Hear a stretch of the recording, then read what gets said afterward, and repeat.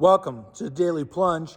We are in the book of Exodus, chapter 12, we're picking up at verse 40 through 51. It tells us how the Hebrews had been in Egypt for 430 years.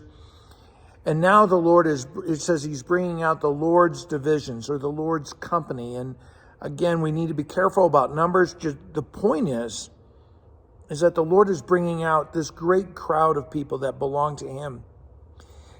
Now, verse 41 is just amazing. It says, because the Lord kept vigil that night to bring them out of Egypt, that the Lord was up all night, the God who never slumbers was watching over them and protecting them and guiding them. And we should also recognize that God never slumbers in our lives, that he is always watching over us. The question is, are we looking to the Lord? And then it says the second part of that is, because the Lord did that, we keep a vigil this night. And I think about how hard it is for us to keep watch with the Lord. Just as it was with the disciples in the Garden of Eden, we struggle to keep watch with the Lord or to pray to him, because he's watching over us. Now, as he watches over them all night, fulfilling his word, he has promised to rescue them. He promised that they would leave with a plunder. He promised that they would leave in haste, right? That's why they had to have unleavened bread. They promised that he would save them. And so all of that he has fulfilled. And so he says, so you know that you must keep this vigil. You must worship. You must celebrate what the Lord has done. That's why they're keeping the vigil. But then he goes on, not everyone is to be a part of this.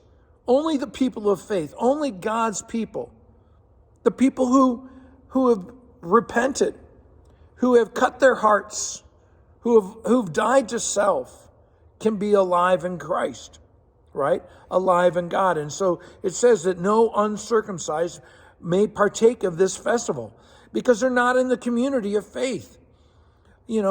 As Paul would say later, what does the pagan have to do with the Christian?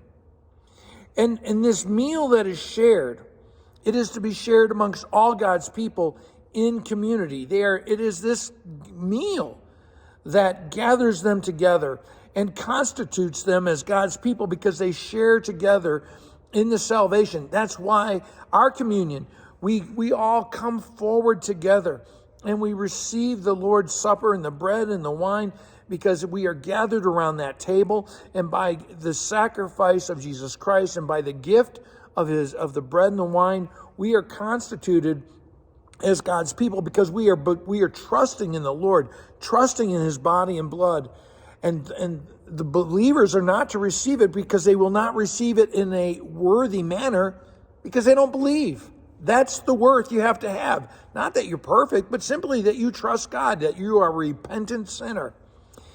And this circumcision is a sign of their inclusion in the promise of faith, in the covenant of faith.